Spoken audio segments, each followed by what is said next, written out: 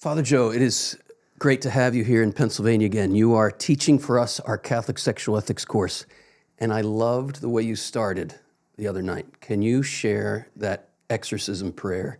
Oh, sure. And why it's important. Yeah, and I just came across this past semester, and so part of studies was reading the rites of exorcism, and this is particularly from the old rite, so from the Tridentine rite. And as I was going through it, I was struck by this. It kind of jumped up because, well, it has everything to do with what the Institute's about, but also to consider the power of what these words are. So I brought a copy of it so I can read it. I was getting chills when you were reading it to the course, because it just takes us right to the heart and center of the battle in the world and why Satan hates our bodies. Right. So go for it. Yeah, sure. So this is in the middle. I'm not reading the whole thing. This is the middle of an exorcism prayer by which the priest, as the minister, and it says this directly, is again compelling by the name of the Lord, by this cross, the demon to leave the person who's possessed. But just to listen what is mentioned here in terms of what is challenging the demon. This is really fascinating. So it goes, so this is the priest. Yield, therefore, yield, not to myself, but to the minister of Christ. So this is directed right at Satan. Exactly. Satan, or whatever demon might be doing his in the possessed dirty person, work. right? Yeah. And it's from the person of the priest who has that authority. Right. So for it is the power of Christ that compels thee. Again, compelling the demon to leave, who brought thee under the subjection of his cross. Quake before his arm, for it is he who silenced the groans of hell and brought forth the souls unto light. And here we go. Be afraid of the body of man. There it is. And then be in dread of the image of God. And Woo! It actually says, be afraid of the body of man. He is to bless the one who's possessed on the breast, to actually bless the body of the one who's possessed. Yep. But when I read that, be in dread of the image of God, make no resistance, neither delay in leaving this person, for it has pleased Christ to take up his dwelling in man. And then it continues invoking the Holy Spirit, the cross. But the very fact that the body is invoked, the body of man is invoked to compel a demon to leave, is that's powerful theology. Have you ever heard G.K. Chesterton's saying that a mystical materialism marked Christianity from its birth? Right from the start, the body was the very soul of Christianity. Wow, I never heard that Isn't quote. that a great, that's total Chesterton, right? The way he turns a phrase. Yeah. The body is the very soul of Christianity. Why does Satan hate our bodies? What's he afraid of? Yeah, well, it's remarkable. That's a pretty big question. Yeah. Not just because of the goodness of the body, which has been affirmed over and over again, but really in a larger context, not only the body of man, which is good even prior to the incarnation, but the incarnation itself, which, again, God himself assumed a human body, which, as we know, Tertullian says, is the hinge of salvation. It is the body itself that saves us, the body that hung upon the cross. It's the body of Christ. We're saved by his body and blood. This whole idea of angelizing our faith, I talk about incarnation versus excarnation. And St. John says, how do we tell the difference between the Holy Spirits and the unholy spirits? The Holy Spirit is always moving towards incarnation. The unholy spirits are always denying Christ come in the flesh. They hate our bodies because our bodies are the very vehicle and touch point of our communion with God. I love St. Augustine, who says that the ultimate marriage between God and humanity is Christ, the union of the two natures, right? The divine and the human in Christ. And the bridal chamber of the marriage is Mary's womb. Have you ever heard that from Augustine? And I've heard that in prayers from you and from others, but it's a beautiful theology that's rich to unpack. Absolutely, yeah. So you are a moral theologian for the Archdiocese of Cleveland. Diocese of Cleveland. That's correct. And you teach moral theology at St. Mary's Seminary. You got it. Yeah, we also, that's our major seminary. We also have a minor seminary, Borromeo, and I have taught at Borromeo before now, beginning now again next year, teaching also undergraduate, at least one course. But for the last 15 years, it's been primarily at St. Mary's Seminary in Cleveland. So, And would you say that this, the attack against sexual morality in the modern world, which is blatant and everywhere to the point that we have obliterated the very fundamental meaning of the sexual difference, that this takes us back to this kind of satanic hatred and fear of the body? Can you connect those dots? oh, absolutely, yeah. That's why, there's that spiritual intuition that absolutely, that Satan hates the body. And again, the importance of the body, as you talked about before, in terms of that meeting place. Yeah. But when I read this, just the profound sense of the power and the goodness of the body itself can compel something that Satan would be afraid of, that we're mentioning that which is so good and holy. Right. It's a profound reflection, again, precisely what you said, on how precisely why Satan so attacks the goodness of the body. Now, that's the attack on our sexual teaching, our sexual morality in general.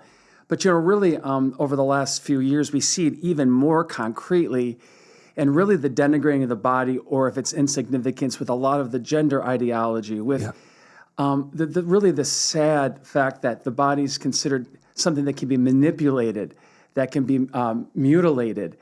Again, it's something that the evil one no doubt delights in. The fact that something that is so good and actually can compel him, as our exorcism prayers said, is something he certainly wants to attack, as he attacks all things that are good. Yeah, I have reflected on this at great length because of the cultural crisis with what we call gender identity. Mm-hmm. But it's really, if you think about it, it's genderless identity, right? The goal is to render our bodies unable to generate. Right? And gender means the manner in which one generates new life. If you're looking at the roots of the words, right? And the manner in which you generate new life is determined by another gen word, our genitals. Sure. Right? Yeah. The male gender's genitals generate the next generation with sperm. The female gender's genitals generate the next generation with ova. This is what we're called to be fruitful and multiply. We're called to generate because we're made in the image of a God who is, not in a sexual way, in a purely divine and spiritual way. God is eternal generation. God the Father is eternally generating the Son. And this attack on our gender and our genitals is a direct, as I see it, it's a direct diabolic attack on the image of God stamped right in the human body. Yep. And when we don't understand the beauty, and you brought this out so well with the students the other night, when we don't understand the beauty and the splendor and the glory, the purpose, the meaning of our sexuality, to participate bodily in the very mystery of the God who is life-giving love, we start reducing morality to merely a list of rules to follow. And you began with the course the other night after the exorcism quote. You talked about the number one question you get, and I get all these years teaching, Sure. which is? Yeah, how far is too far? How far is too far? Yeah. So unpack for our listeners here on YouTube, why that's a problematic question. On the one hand, you said, well, it's good that they're curious. It's good they want to have some answers when people ask that question. But we're coming at the whole thing from, at a minimum, a problematic angle. Yeah. And, I mentioned in the course that I taught just a few days ago that, coming from seminary, one of the ministries I did as a parish priest that I love was working with the young people, and both young adults and with our youth group. We had at the time a gigantic youth group at St. Charles Borromeo Parish in Parma. And you're correct. Like when it came to confession questions or general questions, what I didn't realize is this question it pervaded any sort of Q&A coming from our teens, how far is too far? So it wasn't long before I realized, well, I'm going to be dealing with this question a lot. And exactly what you said. What was my reaction? I was always delighted that our young people realized that to be a disciple of Jesus meant that our sexual lives we see differently than what the culture did. So Yeah. I was delighted there was a sense that kids realized, okay, there is a certain sense of moral responsibility I have with my sexuality. So I was happy. And oftentimes, unfortunately, as a priest, when you hear confessions, often that whole sexual realm, which is such an important part of our lives, sometimes is never brought to light in confession. The fact that these kids wanted some guidance was great. So I want to affirm affirm the positive. All the teens and young adults over those years who asked those questions when it go out. But it didn't take me long as a parish priest to realize, in many ways, how kind of lacking that question was. It was good that they wanted to get some sort of parameters, but the problem was the approach that, again, that question tends to reveal in terms of our own view of what morality is. Yeah, you were unfolding the other night how that starting point has implications for our understanding of really the whole universe and our place in it. Who is God? Who am I? What is love? What is freedom? What's the law? Is the law just this restriction? And is God just the ultimate lawgiver who's opposed to my freedom and happiness? Can you unpack some of that stuff for us? So, that's the first question. When you ponder, and I went right from my ministry for 4 years as a priest in a parish right to Rome. And that's when, to do your advanced studies. To do a doctorate in moral theology in Rome. And so, all these questions I had as a young priest on a practical level about this, like, well, why does it bother me so much? Really, the more I was able to delve into the greater tradition of moral theology, I began to realize the answers are precisely in the depths of our faith, in our theology. Yeah. And I began to realize, and when I often teach this, I try to show, like, what are the implications or how can we go deeper? And I ask people, if you think I'm taking liberties I shouldn't, please stop me. Yep. But I'm going to kind of go through some of those with you now. So the first is, like, if you're approaching the question of how far is too far in the sexual realm, what's the basis of morality? Well, basically, you're looking for, all right, what's the law, right? What's the rule? What's the prohibition? What's the commandment? So automatically we see shifting here to an idea of morality as something that's really just all about laws and prohibitions that are placed upon me. The second thing is... Can I pause you there for a second? Sure. I was struck just sitting in your class the other day, like, this is without a doubt the paradigm that I was raised with. Sure. And when that's your paradigm, your whole, like, your inner world is, get me out from under these restrictions. Right. And God becomes the meanie. He becomes the finger-wagging punisher whenever you screw up. And, I heard the idea that God is love growing up, but there was no landing point for that because the way it was perceived was just, I want X. The law says I can't do that, but I want to. Therefore, God's against what I really want. Yeah. And so it just set up a whole interior world that I lived in as a teenager of get me out from under my parents, get me out from under my parish priest, get me out from under Catholic school and religion class. Yeah. And the tragedy for me growing up in Catholic schools, this is the 70s and 80s, I had these yearnings, I had these longings for life, for joy, for happiness. I remember, I tell the story so often, but I remember I'm 8 years old, I'm lying in bed, and Bruce Springsteen comes on the radio. This was the 70s, and he's singing his 70s anthem, Born to Run. And it was this song about longing and wanting to find that fulfillment. And he wanted to find this fulfillment with a girl named Wendy. And it's so funny because years later, I would marry a girl named Wendy. This was like a prophecy of my whole life, but it awakened something in me.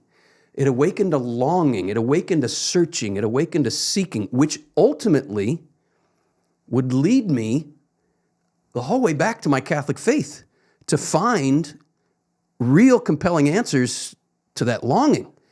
But I was set up in a system you talked about the crisis of catechesis in the church in the 70s and 80s. Well, that's our generation, right? Sure. That's what we experienced. Mm-hmm.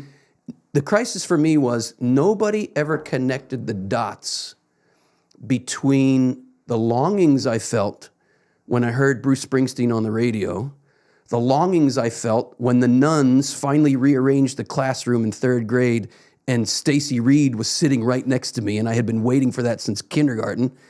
And what that does, and nobody connected the dots between the longing, the yearning for life, for love, and what I was learning in religion class, which could be summarized with one word: boring, right? Yeah. Totally boring.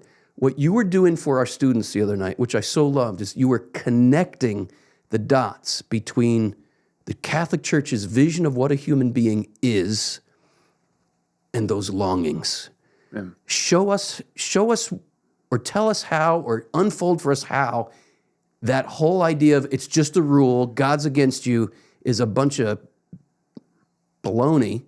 And what the church is really holding out for us is a destiny that corresponds to that longing. And that morality is to align ourselves with what we really want at the deepest level. Can you connect those dots? Yeah, for us? absolutely. I mean, the problem is that the how far too far mentality has so been entrenched, and the unfortunate part is it's not the last few decades or the miserable 70s and 80s. It's still today. It still rampant. affects us. And it affected the church even hundreds of years beforehand. And I'll get to the answer to your question because this is not my solution. This is the faith solution. Yes, this is moral theology or morality as envisioned by the greatest of our theologians and saints. It's the gospel morality. Amen. You know?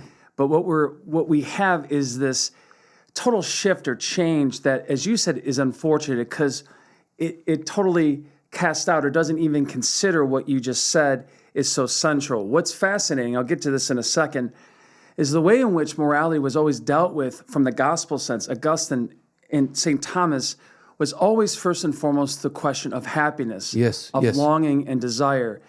You see this in the structure of Thomas's great work, the Summa, where he begins morality with the question of happiness, right, of desire. You see it with Augustine, his own journey, who is wrestling with the longings of his heart and desire.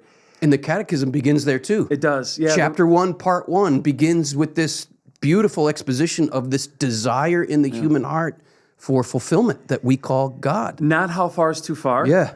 Not a bunch of rules to be followed, but rather about something that's so much more deeper, the deeper meaning of life, as John Paul says in Veritatis Splendor. So you have to be attentive to what the church in her tradition, her beautiful tradition, has been addressing. And right, you said the Catechism even now. Yeah. But how did we get off track? There was somewhere, you spoke of this the other day, like there's a time in moral theology where we just fell into these kind of rigoristic formulae, and that gave birth to the tradition of the moral manual, tradition with a small t, not capital T tradition, but these moral manuals that formed so many priests and theologians in the first half of the 20th century and before, and even still today, there's some leftovers. Sure. Can you speak into that?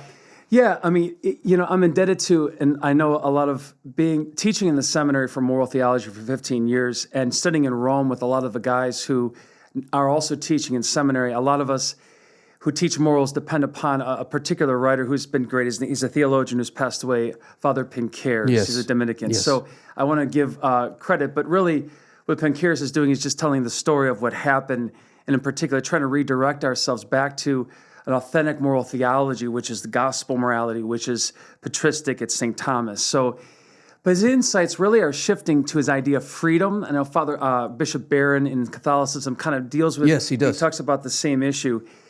But the sense of freedom that it kind of emerged in the modern world, and this is through different movements like nominalism or this theologian, William Ockham. Whereas previously you began with the question of who are we? Where are our desires? What are we really drawn to?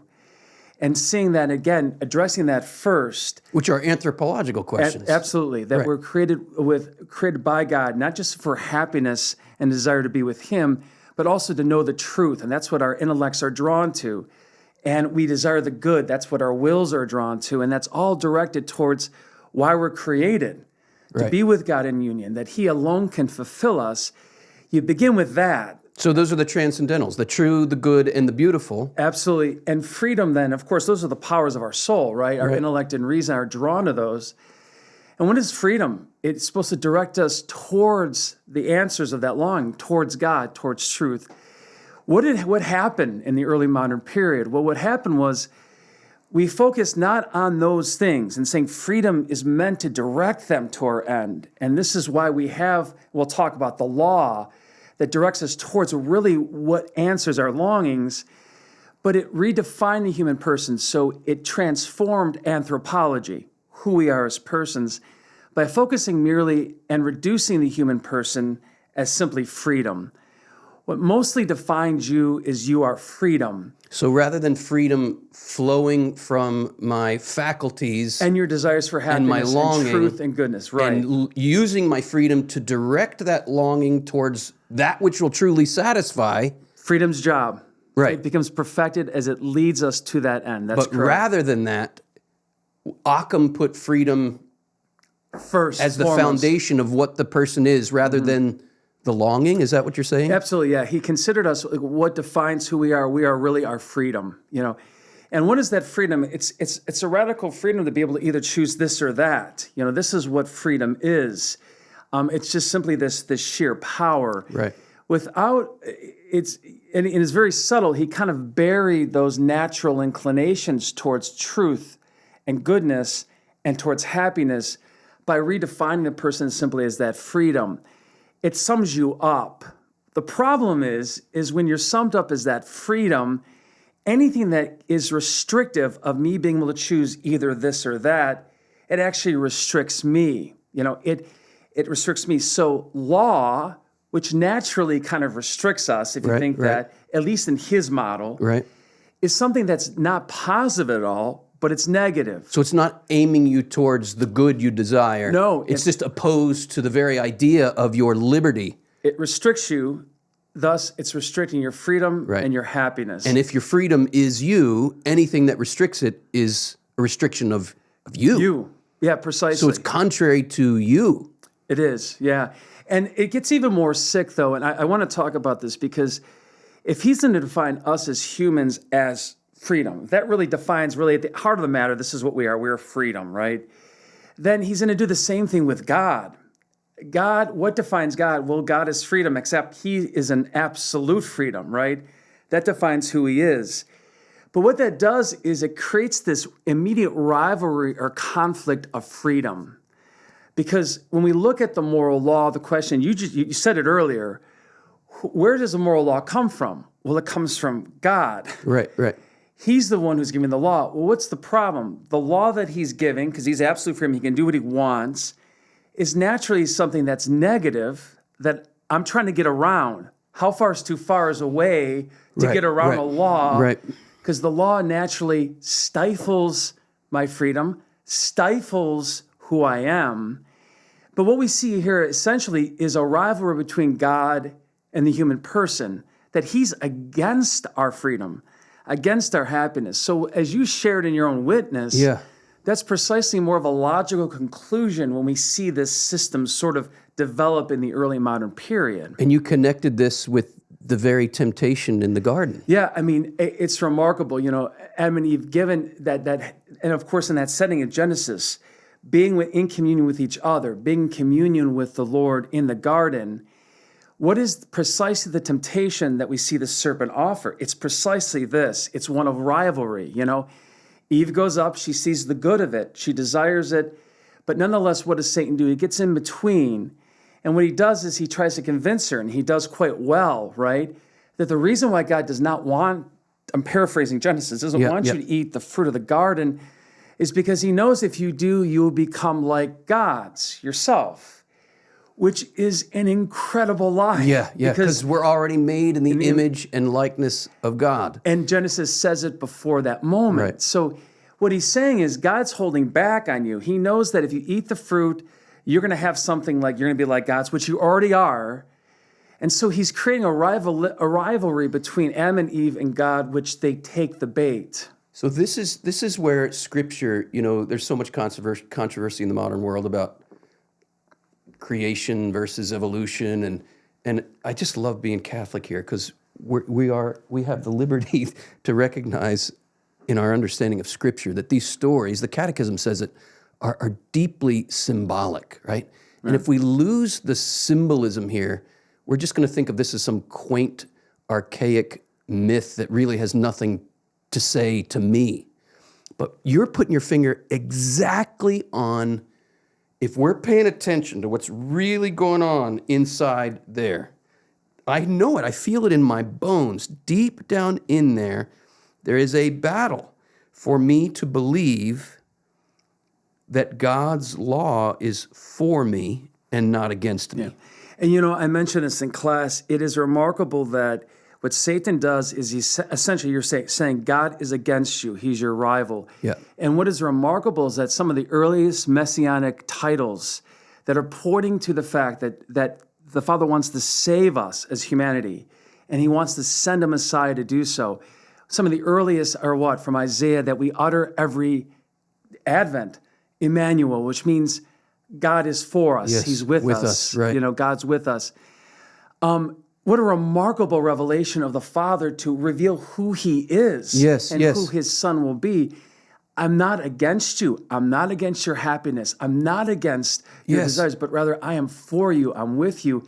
It is an antidote to the lie that we see in Genesis.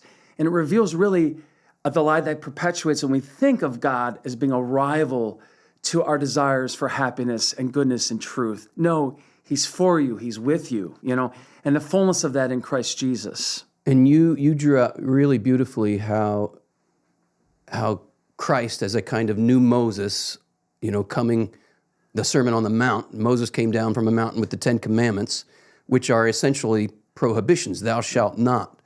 But Christ begins, blessed are they, or another translation would be, happy are they, right? Which is he's saying, I am here to show you the way to the fulfillment of those deepest longings. And I love that John's gospel, John the evangelist, the very first words he puts on the mouth of Christ are not, follow all these rules or you're going to hell. The first words on the mouth of Christ, flowing from the depths of his heart in the Gospel of John, are, what do you want? What are you looking for? What do you yearn for? What do you desire? Follow me. I will show you. I'll show you the path. All of you who are hungry, come. All you who are thirsty, come. That longing that Springsteen awakened when I was a kid, I found the answer to it in Jesus Christ, in following Christ, that he's not opposed to what I want. And I don't remember where I heard this quote, but it stayed with me. It got in there, and I like to attribute wherever I get these quotes, but I can't remember where I got it. But it was, no one is as free as the person who desires what he or she really desires. Meaning, there's a fundamental truth to what a human being is. We're made for something. Sure. And Augustine said it best, and I'll toss it to you, right in the opening of the Confessions. Sure, yeah. Our hearts are restless, so they rest in thee. And that came through a lot of struggling with his own desires and realized what really is it. And when he finally realized that what the true desire of his heart is God and God alone. Late have I loved thee, ever ancient, ever new. Late have I loved thee. I caught your fragrance, and I can't get enough. Or, I'm paraphrasing Augustine there, but he realized that everything he was pursuing in these finite pleasures, the finite pleasures at their best can only be a glimmer of the infinite joy and bliss for which we are destined, and that Christ came to give us. So I like to tell my students, the journey of conversion is really the journey of reorienting our desires from finite pleasures to infinite pleasures. Right, which is Augustine, which is exactly what he, in his own journey, discovered. I mean, right. I love to eat, right? I love my wife's cappuccino cheesecake. But that piece of cappuccino cheesecake is going to be gone when I'm finished eating it. And I want more. I'm made for more than what that can provide. And if I think that the cappuccino cheesecake is really what I want, I'm going to become a glutton because I'll just go back for more and more and more and more. And then you become addicted to the pleasures of the world. But I love this from Augustine. This is a paraphrase, but he's credited as saying something like this: those who are lost in their passions are less lost than those who have lost their passions. I love that because it shows the fundamental interior reality that makes Christianity click is getting in touch with the hunger. Christianity is for hungry people. And the whole idea of law is not opposed to your finding satisfaction for that hunger, but the law is saying, you're not going to find it there. Let me show you where you're going to find it. And I love here also something I learned from Louis de Montfort years ago, back to that Garden of Eden story and the idea that God is opposed. God doesn't want you to have something. Well, it looks good, right? Eve says it was pleasing to the eye and delightful for food. And she wasn't wrong about that. It wasn't a foul, disgusting, evil fruit. And it's not, and this is Louis de Montfort. He says, paraphrasing, it's not that God didn't want them to have a knowledge of good and evil, but he wanted them to trust that he would grant it to them as a gift from his hand. And the lie was from the enemy is God's not going to grant it to you. If you want that, you got to take it. God's not giving it to you. You got to take it for yourself. And one of my mentors, the late, great Monsignor Lorenzo Albacete, who was a personal friend of John Paul II's, and I had the honor of studying under him, he said, every temptation comes down to one temptation. It's the temptation to believe that the satisfaction of the deepest desires of our hearts is totally up to us. We don't believe God wants to grant us the gift of the satisfaction. Because he's against us. Because he's against us. It goes all back to that lie. Yeah. And these rules are stupid rules that actually are restricted. It's a joke. It's a game that he can impose upon us, but really it's to make us miserable. Yep. And that was the temptation of our parents, to perceive God as that, not one who wants to give everything good. Can you talk about the moral manuals and how sure. they influenced moral theology in the 20th century and beyond, and tell the story about the hot dog? Because there's a resurgence. I don't know if you're aware of this, but there's a certain movement in the church. There's some very popular priests out there who are teaching from the perspective of the moral manuals, and people have asked me my opinion of what some of these priests are saying.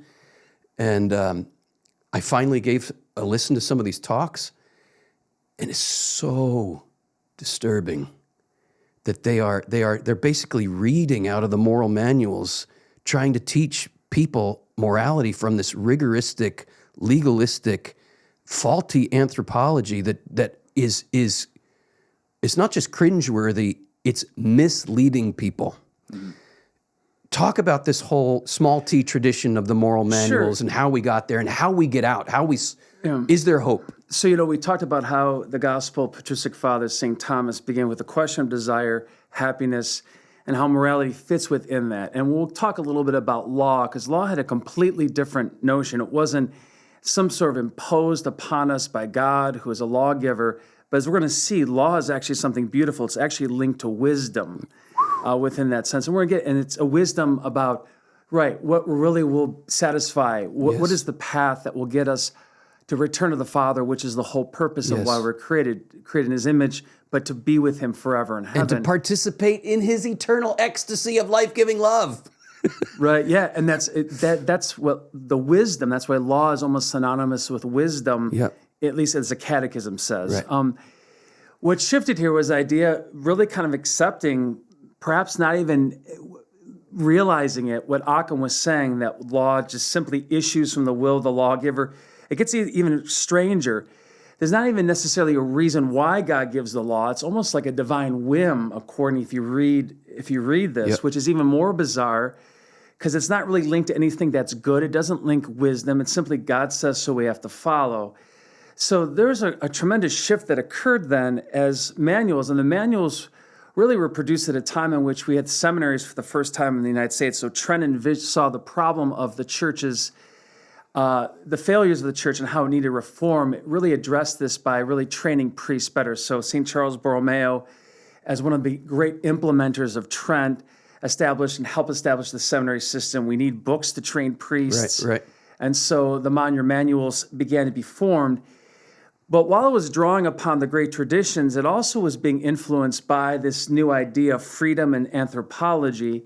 A faulty anthropology. Faulty, right, where we're kind of equal to our freedom. So whereas, at least in the greater tradition, there was a focus on not just simply desire and the wisdom of the law, but also by our actions, we become something more or beautiful. It's called virtues, moral excellence, virtues.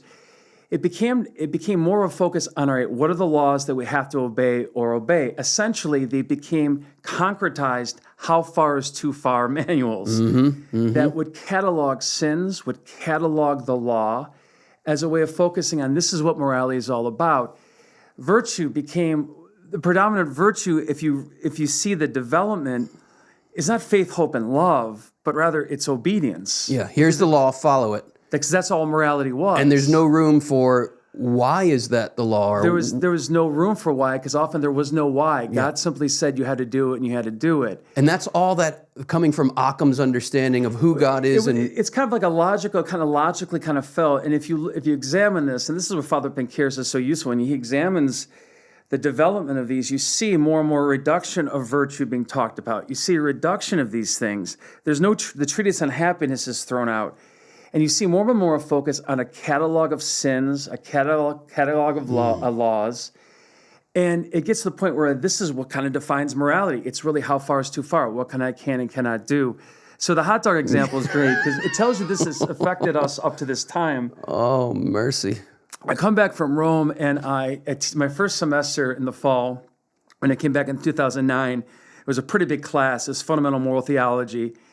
And to my chagrin and terror, one of my students who was an auditor was Father John Murphy, who was a former vicar general for our diocese, vicar for clergy, a giant in the seminary, someone that you're kind of intimidated about. Right. So I'm like, and you had to teach him. Oh, I'm like, come on. No, he's the gentlest man, a great man. In fact, Father Murphy just died a few months ago. He lived a very long life. He just passed away.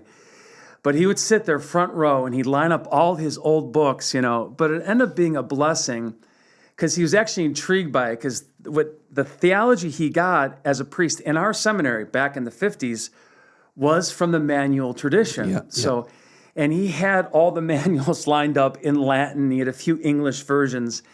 And at one point when I was talking about manual theology and the approach and all this, and we were going through the book, he raised his hand. I'm like, oh no, I hope he's not going to totally smash me, or, how could you doubt this? He's like, Joseph, I agree with this assessment of how lacking this is and how happy I'm returning to the patristic fathers in Augustine and Thomas. He just first thanked me. I'm like, oh, thank goodness, I'm okay. At least off the hook.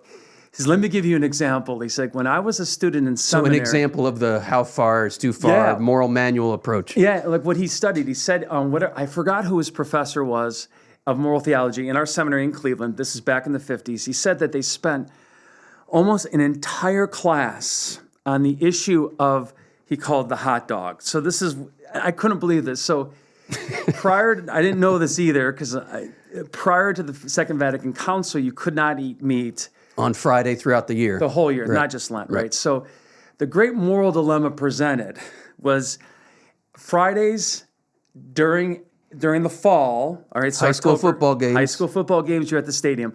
So you're there. It's not just Cleveland. We're a wild football town, but it's everywhere.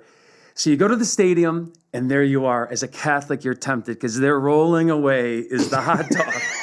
So he said they began the question of like, okay, so if someone were to buy a hot dog, a Catholic, and they were to proceed to eat the hot dog on a Friday when the law said they couldn't, to what degree or how much of the hot dog would they eat before it goes from venial to mortal? Or maybe the whole thing is mortal. And what happened was, he said it was like over 2 hour conversation with the professor about debating. Well, some of the rigorists would say, even smelling the hot dog, you're going to hell, you know? But then you had the lax seminarians. Well, you can eat most of it, or maybe just the whole thing, it's all venial.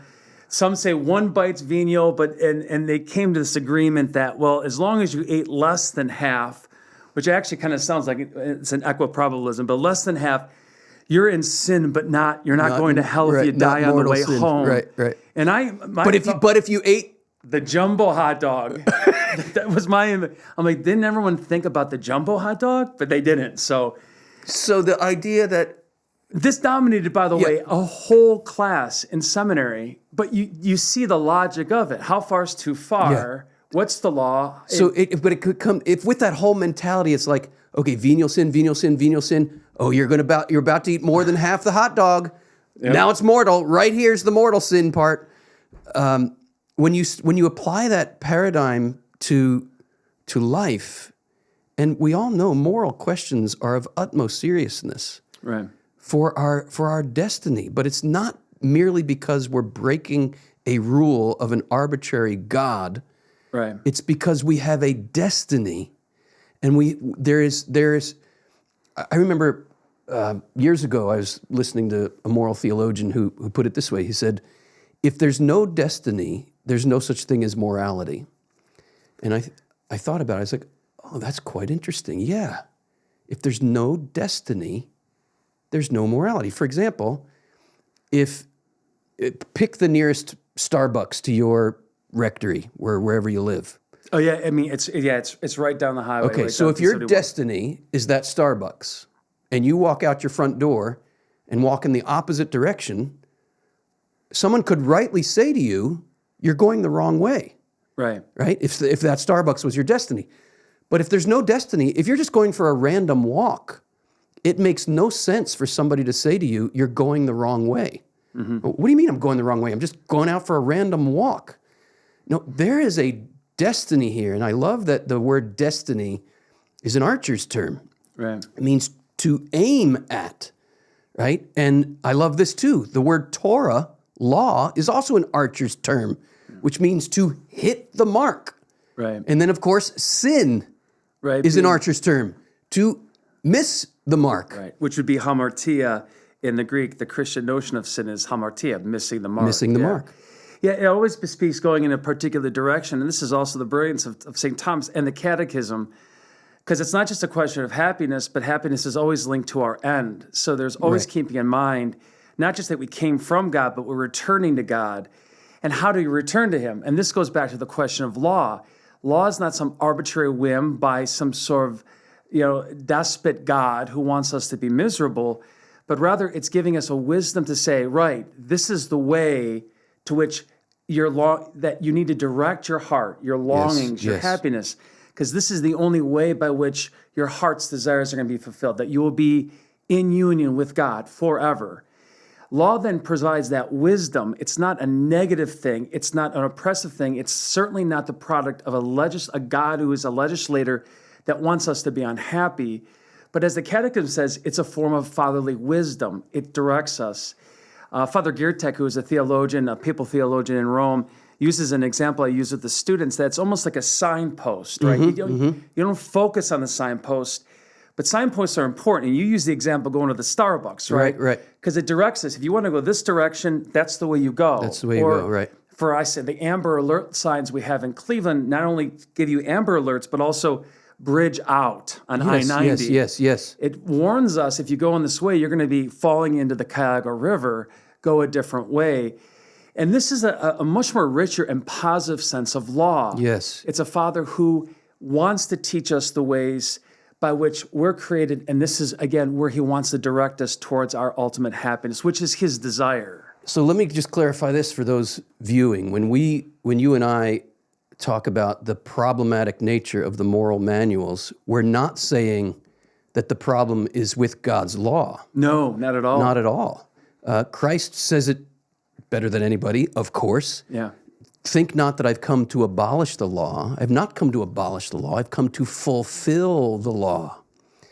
But it seems to me that approach, that rigoristic legalism of the moral manuals, how much of the hot dog can you eat before it's a mortal sin? Well, and you're a little out there. Well, just eat half of the jumbo hot dog. Or even a third. You're getting more hot dogs than a regular. Right. So it shows the nonsensicalness of the legalism. Fulfillment of the law is synonymous in Paul's language with freedom from the law, which is not a freedom to break the law. It's the freedom to fulfill it because you have no desire to break it. And the example I'll give to my students, I'll pick on a married couple and I'll say, Bill, do you have any desire to murder your wife, Joanne? Everybody laughs. He says, no, of course. I said, do you need the commandment, thou shalt not murder thy wife? No, I don't need that commandment. Right. You're free from the law. Free not to break it, free to fulfill it because you have no desire to break it. And then I'll turn to Joanne and I'll say, Joanne, have you ever seen Bill pounding his fist saying, who are those old celibate men in Rome who tell me I can't murder my wife? What do they know about marriage anyway? And everybody laughs. But the point is this, I say, yeah, of course your husband's not bitter towards the church's teaching that you're not supposed to murder your wife. Why? Because we're only bitter towards the law when we desire to break it, right? Christ came not to shove these rules down our throats.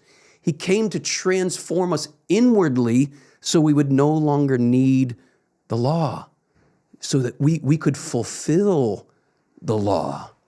And I'll say to my students that, if you want a sure norm for where you need to grow interiorly, just ask yourself this question: which laws do I still need? Right? Paul says, thank God the law is there because I would not have known I was going in the wrong direction. And the example I'll give, just a law I still need is, there's plenty of laws I still need because nobody's perfect.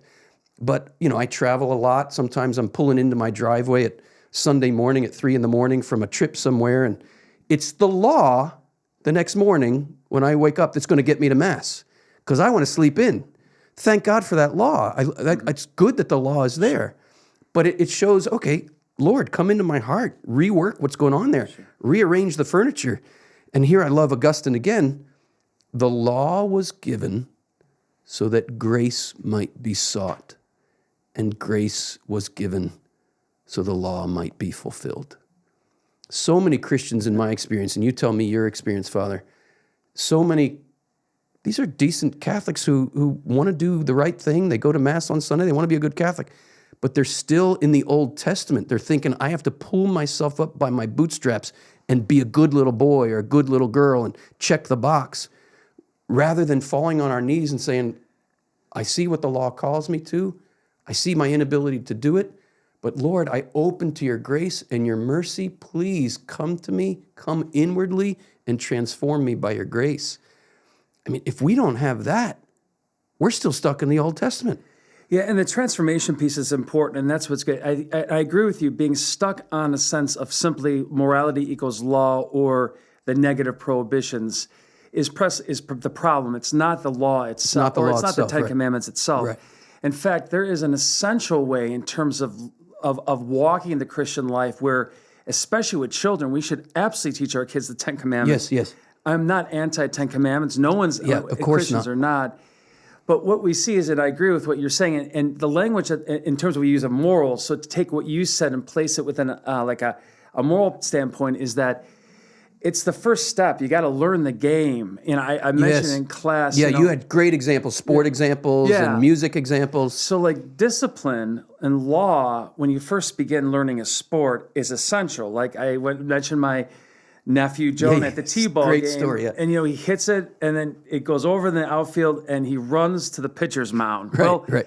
You need to know that that's not how you play baseball. You gotta run to first base.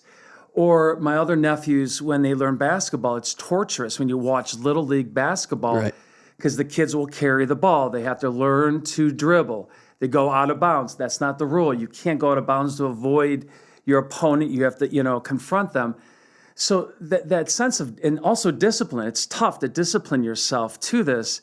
That's an essential point in that journey. That journey, as we'll call the moral life, back to the Father. However, if we stay there, and that's the problem is if you see law as something that's simply extrinsic, that blocks me, that's against me, that's where we stay sort of stagnant. We don't take the next step, which is essential, which is that full appropriation of what's the good and wisdom that's in that law. And what we believe is that's what's called virtue, that we're called to act in certain ways, but as we do so, and we do it authentically with our freedom, that it becomes more second nature to us, that we actually not only are used to doing the good, but this is a dense metaphysics here, that we actually become good. Yes. We become good. So this is the transformation you're talking about, is kind of how the language of moral theology talks about virtue, which is not just simply our freedom. It's not, like you said, picking ourselves up, but it's God who is also acting with our freedom to transform us that we may be good. And that's why watching a T-ball game is a lot different than watching a baseball game of my high school nephews. Or when you start seeing professional sports where there's a real excellence. They don't think about, as you would say, dribbling. LeBron doesn't think about going outside bounds because playing has become so second nature. This is an analogy for virtue. For virtue. And that's exactly, unfortunately, what has not been stressed by the manual tradition was those virtues. And so a lot of this is reclaiming what, again, Augustine and Ambrose and Thomas and the Gospels, this is reclaiming the greater, wider, beautiful vision of what moral theology is. So here we are, we have this faulty tradition, impoverished tradition of the moral manuals that reduce things to a certain legalism. The Second Vatican Council called for a renewal of moral theology, right? Is that underway? How do we live this?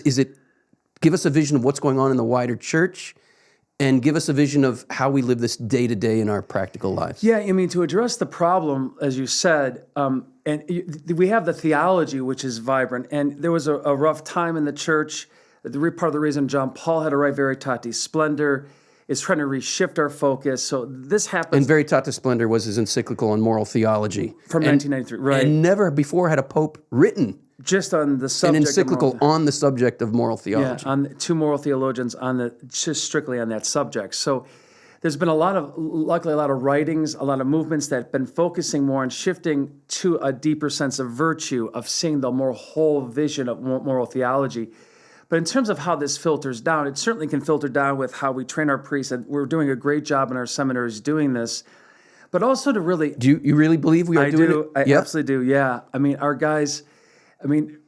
the seminaries, what we're teaching is a lot different than what was taught. That's hopeful. Yeah, no, absolutely. So, which is a good sign, because of course it's affecting the future generation of priests who'll be teaching, which is a great thing. So, and at the parish level, like for the average Catholic who's coming to Mass and they want to live the Christian life, but they have that tendency, like so many of us do, to reduce it to the rules, and maybe the way they go to confession. I'll often point out to my students, most of us go to confession for the first time in second grade, and here we are as adults, and we still have a second grade understanding of go in there and list my sins, but that very and of course, the grace of the sacrament is there, whether we're coming from that mentality or not.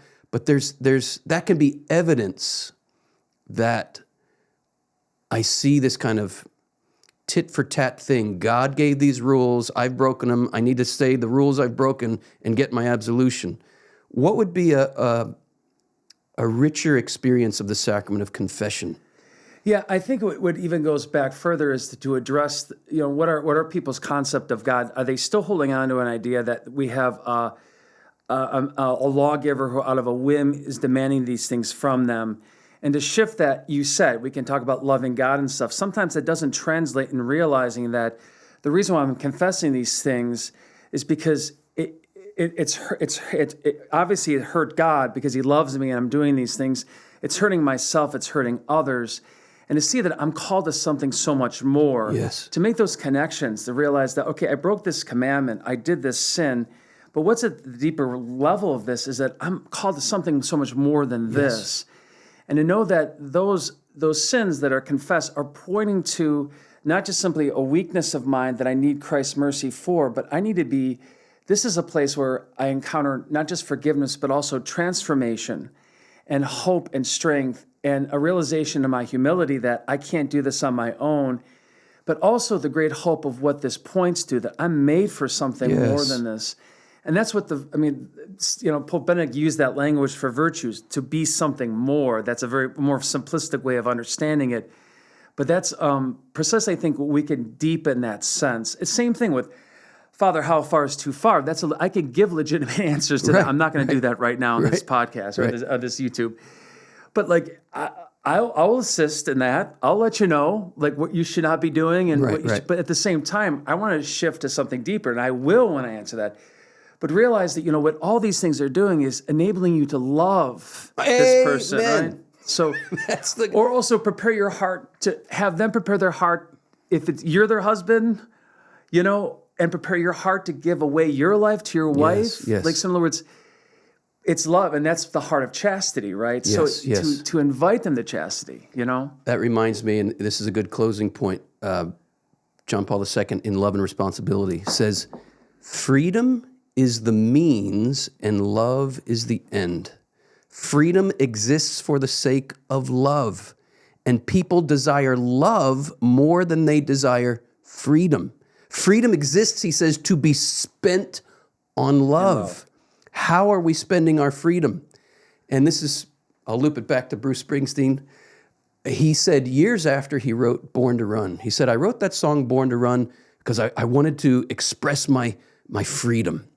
He says, but years of life has taught me that just getting in a car and driving nowhere is not a great use of your freedom.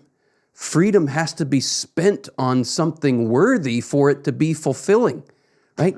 Isn't that everything we've been saying here? Yep. Yeah. And that's right. That's right out of the mouth of Springsteen.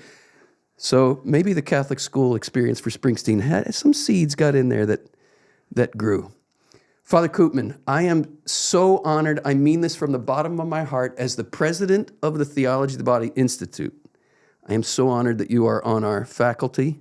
I am so delighted that our students get to sit at your feet and drink in the wisdom and the many blessings and graces that have been showered on you by the Lord. Thank you for your priesthood. Thank you for teaching our students, and thank you for all you've shared on this video. And if you want to go deeper in a vision of freedom at the service of love for the sake of true fulfillment, please click that link below, tobforfree.com.